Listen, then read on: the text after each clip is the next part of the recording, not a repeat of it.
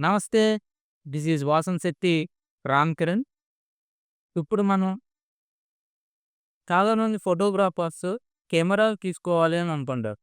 ప్రత్యేకించి సినిమాటిక్ కెమెరాలు కనుక తీసుకోవాలి అని అనుకుంటే ఎక్కువగా కెమెరాలో ఏ సాధనం ఉండాలని మీరు అనుకుంటారు? మెగా పిక్సెలా? సెన్సారా? కంపెనీయా? కాదు. ఎక్కువగా ఎవరైతే సినిమాటిక్ కెమెరాస్‌ని తీసుకోవాలి అని అనుకుంటారో, సినిమాటిక్ కెమెరాస్ వాడతారో వాళ్ళు డైనమిక్ రేంజ్‌ని ఎక్కువగా చేసుకుంటారు. అఫ్‌కోర్స్ మెగా పిక్సెల్ సెన్సార్ అనేది ఖచ్చితంగా ఒక భాగమే. దాన్ని చూసుకుంటారు. కానీ మోస్ట్‌లీ డైనమిక్ రేంజ్ అనేది ఎక్కువగా ఆ కెమెరాకి ఎంత ఎక్కువగా ఉంటే అంత మంచిదనమాట. మరి ఇది వెడ్డింగ్ ఫోటోగ్రఫీలో కూడా మనకు ఉపయోగపడుతదా? ఒకవేళ ఉపయోగపడితే అది ఎలా ఉపయోగించాలని కూడా మనం ఈ క్లాస్‌లో తెలుసుకుందాం. డైనమిక్ రేంజ్ అంటే ఏంటి? డైనమిక్ రేంజ్ అంటే బ్లాక్స్, వైట్స్ మనం ఏది చూసినా సరే బ్లాక్ అండ్ వైట్ షేడ్స్ అనేవి లేకపోతే మనం కరెక్ట్‌గా చూడలేమనమాట. వైట్ వచ్చి మనకి ఏదైతే ఒక ఆబ్జెక్ట్ మీద పడుతుందో అది మనకు రిఫ్లెక్ట్ అయ్యి మనకు కనబడతాయి. బ్లాక్ ఏదైతే ఉంటుందో అది మనకు బోర్డర్స్ రూపంలో బ్లాక్ కింద కనబడటం అనేది జరుగుతదనమాట. ఈ బ్లాక్‌ని, వైట్‌ని సమానం చేయడాన్ని డైనమిక్ రేంజ్ అని అంటారు. ఇది ఎంత ఎక్కువగా ఉంటే మనకి మనం తీసే ఫోటోగ్రఫీలో గాని, వీడియోగ్రఫీలో గాని డెప్త్ అనేది కనబడటం జరుగుతది. ఉదాహరణకి మీరు ఎండలోకి ఒక ఫోటో తీస్తున్నారు అని అనుకోండి. ఒక చోట నీడ ఉంది అని అనుకోండి. ఈ డైనమిక్ రేంజ్ కాస్త ఎక్కువగా ఉంటే ఎండగా ఉన్న ప్రదేశాన్ని కొంచెం తక్కువగా చేసి చూపిస్తుంది. అంటే లైటింగ్‌ని తక్కువ చేసి చూపిస్తుంది. మనం మన కంటితో ఒక్కసారి ఉదాహరణగా చేసుకొని చూద్దాం. మన కళ్ళు డైనమిక్ రేంజ్‌కి, కెమెరా డైనమిక్ రేంజ్‌కి మనం పోల్చుకోవడం. ఎందుకంటే బహుశా అది సగం కూడా ఉండదు. కెమెరాలో మన కంటికున్నది సగం కూడా కెమెరాస్‌కి లేవు. ప్రస్తుతం ఏంటంటే మనం ఏదైనా ఒక ఎండ ప్రదేశాన్ని, నీడ ప్రదేశాన్ని ఒకేసారి చూసినప్పుడు ఆ ఎండలో ఉన్న డెప్త్‌ని కూడా మనకి కనబడేలా చూపిస్తది. ఆ నీడలో ఉన్న డెప్త్‌ని కూడా మనకు కనబడేలాగా మన కళ్ళనేవి చూపించడం జరుగుతుంది. ఈ డైనమిక్ రేంజ్ మనకి ఎక్కువగా ఉంది. మనది దాదాపు 20-24 అలా ఉండడం జరుగుతుంది. సో, ఇది మన కెమెరాలకొచ్చేసరికి 17, 15 అలా ఉండడం జరుగుతుంది. ఈ డైనమిక్ రేంజ్‌ని ఒకవేళ కనుక మనం కెమెరాలో యూజ్ చేయాలి అని అంటే గనక లాగ్‌లో మాత్రమే పెట్టి యూజ్ చేయగలుగుతాం. అంటే ఉదాహరణకు వీడియో మీరు తీశారని అనుకోండి. ఎస్ లాగ్స్ అని, ఎన్ లాగ్స్ అని, కెనాన్‌కి సంబంధించిన లాగ్స్ ఈ వీడియోస్ పెట్టినప్పుడు ఆ లాగ్స్‌లో పెట్టి మనం తీసినట్టయితే మళ్ళీ అవుట్‌పుట్‌లో అది కలర్ కరెక్షన్ చేసుకోవడానికి పనిచేస్తాయి. అలాగే బిట్ రేట్ అనేది కూడా మాకు చాలా యూజ్‌ఫుల్‌గా ఉండడం జరుగుతది. ఉదాహరణకి 10 బిట్ రేట్‌లో కనుక పెట్టి ఎస్ లాగ్‌లో గాని, ఎం లాగ్‌లో గాని, సి లాగ్‌లో గాని పెట్టి మనం వీడియో గాని, ఫుటేజ్ గాని తీసామని అనుకోండి. అది మన ఎడిటింగ్‌లోకెళ్ళినప్పుడు ఈ డైనమిక్ రేంజ్‌ని పెంచుకునే అవకాశం అనేది ఉండడం జరుగుతది. అదే 12 బిట్‌లో తీసామనుకోండి. ఈ డైనమిక్ రేంజ్ ఇంకొంచెం పెరిగే అవకాశం అనేది ఉండడం జరుగుతుంది. అంటే మనకి క్లారిటీ ఏ ఫుటేజ్ అయినా సరే మనకి క్లారిటీగా కనబడడం జరుగుతదనమాట. ఎక్కడ కూడా బఫర్ అయిపోవడం లాంటిది గాని, అంటే ఇప్పుడు ఎండ ఎక్కువైపోయిందనుకో అక్కడ కాలిపోయినట్టుగా కనపడటం జరుగుతదనమాట. ఇది డైనమిక్ రేంజ్ యొక్క ఉపయోగం. మీకు అర్థమైందని నేను అనుకుంటున్నాను. ఇది మోస్ట్‌లీ ఏ కెమెరాల్లో ఎక్కువగా ఉంది. నాకు తెలిసినంత వరకు ఏ కెమెరాల్లో ఎక్కువగా ఉంది అంటే, ఆరి అనే సినిమాటిక్ కెమెరాలో 17 స్టాప్స్ డైనమిక్ రేంజ్ అనేది ఉండడం జరిగింది. 17 స్టాప్స్ అంటే మామూలు విషయం కాదండి అది. మనకోళ్ళు 20 స్టాప్స్ డైనమిక్ రేంజ్ ఉన్నది.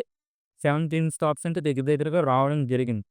అలాగే రెడ్‌దొచ్చి 15 స్టాప్స్ అనేది ఉండడం జరిగింది. దీని సెకండ్ పొజిషన్‌లో రెడ్ కెమెరా ఉండడం జరిగింది. ప్రస్తుతం అది నికాన్ కొనుగోలు చేయడం జరిగిందది. రెడ్ కెమెరాని మొత్తం కంపెనీనే నికాన్ కొనుగోలు చేయడం జరిగాయి. ఓకే. దీంట్లో బిట్స్ ఎక్కువగా ఉండడం వల్ల, బిట్ రేంజ్ ఎక్కువగా ఉండడం వల్ల మనకేమవుద్దనంటే, ఈ డైనమిక్ రేంజ్ అనేది పెరుగుతది. అలాగే తర్వాతకొచ్చి మనకి, దీని తర్వాతొచ్చి ఇంట్రెస్టింగ్‌గా సోనీ కొనడం జరిగింది. సోనీలో 15 స్టాప్ డైనమిక్ రేంజ్ వరకు ఉండడం జరిగింది. ఎక్కువ కెమెరా యూజ్ చేసేది ఫోటోగ్రాఫర్స్ ఎక్కువగా ఉపయోగించేది సోనీ అండి. అంటే నికాన్, సోనీ, కెనాన్ ఈ రెడ్ కెమెరా గాని, వేరే ఏ కెమెరాలు గాని ఎక్కువగా నాకు తెలిసినంత వరకు వెడ్డింగ్ ఫోటోగ్రాఫర్స్ అనేది ఉపయోగించరు. సో, సోనీలో మనం ఉపయోగించే దాంట్లో అయితే సోనీలో 15 స్టాక్ వరకు డైనమిక్ రేంజ్ అనేది ఉండడం జరిగింది. సోనీలో మనం తీసుకునే కెమెరాస్‌లో హై ఎండ్ కెమెరాస్ కాకుండా మనం తీసుకునే కెమెరాస్‌లో సోనీ M4 అలాగే ఎఫెక్స్ 30, ఎఫెక్స్ 3 ఈ 2 కెమెరాస్‌లో కూడా 15 స్టాప్స్ మంచి రేంజ్ ఉన్న డైనమిక్ రేంజ్ ఉన్న కెమెరాస్.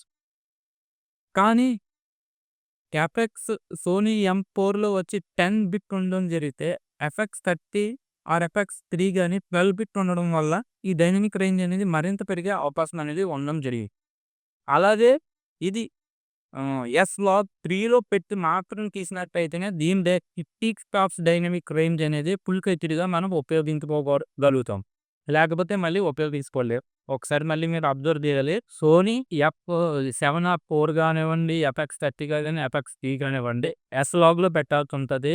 అలాగే బిట్ మీకు ఎంతైతే ఉందో అంత బిట్ ఎఫెక్స్ 12 బిట్ అయితే 12 బిట్, 10 బిట్ అయితే 10 బిట్. ఈ 10 బిట్లు మొత్తం అంతా ఉపయోగించుకోగలిగితేనే మనం 15 స్టాప్ డయామీటర్ అనేది మనం ఫుల్ ఫ్లెడ్జ్డ్‌గా ఉపయోగించుకోగలుగుతాం. అలాగే నికాన్ వచ్చి మనకి 14.5 డైనమిక్ రేంజ్ ఉండడం జరిగింది. కెనాన్ కూడా 14.5 అలా ఉండడం జరిగింది. జస్ట్ పాయింట్స్‌లోనే తేడా. కానీ ఇది పాయింట్‌లో తేడా ఉన్నప్పటికీ ఫోటోలో డెప్త్ తీసుకొచ్చి అమ్మటమనమాట. అదే ఫోటోలు కనుక తీయాలి అని అంటే రా ఫుటేజ్‌లో మాత్రమే తీయగలి. నేను నికాన్ యూజర్‌ని కాబట్టి ఒకవేళ గనక మీరు ఈ డైనమిక్ రేంజ్‌ని పెంచాలి అని అంటే ఆర్టిఫిషియల్‌గా ఉంది తప్ప మామూలు వెర్షన్స్‌లో ఫోటో తీసినప్పుడు జేపీజీలో తీసినప్పుడు కానివ్వండి, లేకపోతే MP4 కానివ్వండి, మామూలు ఫార్మాట్స్‌లో తీసినప్పుడు లాగ్ ఫార్మాట్‌లో గాని, రా ఫార్మాట్ కాకుండా తీసినప్పుడు డీలైటింగ్ అనేది నికాన్‌లో ఉండడం జరిగిందండి.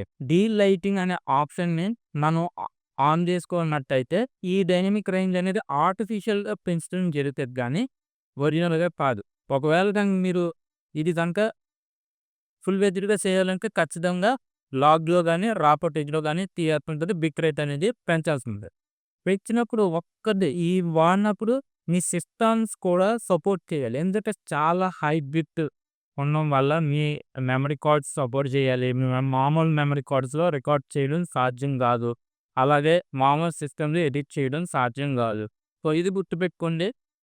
ఎంతవరకు ఉపయోగపడుతదండి అని అంటే, సో, వెడ్డింగ్ ఫోటోగ్రఫీ మోస్ట్‌లీ S-Logs‌లోకి మహా అయితే సాంగ్స్ తీస్తారు. N-Logలో గాని, S-Logలో గాని, C-Logలో గాని సాంగ్స్ అంతకుమించి అయితే ఖచ్చితంగా అయితే నీ లాగ్స్‌లో అయితే తీయరండి వెడ్డింగ్ అనేది. ఎందుకంటే మనకు కరెక్ట్ కలర్ క్యాప్షన్ అనేది తెలీదు. అంత ప్రయోగాలు అంత షార్ట్ టైమ్‌లో అంత ప్రయోగాలు కూడా ఏ బుద్ధున్న ఫోటోగ్రాఫరు చేయడు అనేది నా అభిప్రాయం. సో, మీకు ఈ క్లాస్ అయితే ఉపయోగపడిందని నేను అనుకుంటున్నాను. యూట్యూబ్ ఛానల్ని సబ్స్క్రైబ్ చేసుకోండి. లేటెస్ట్ వీడియోస్ అండ్ నోటిఫికేషన్స్ కోసం బెల్ ఐకాన్ ప్రెస్ చేయండి. అండ్ మీకు గనక వీడియోస్ నచ్చినట్టయితే like and share the videos.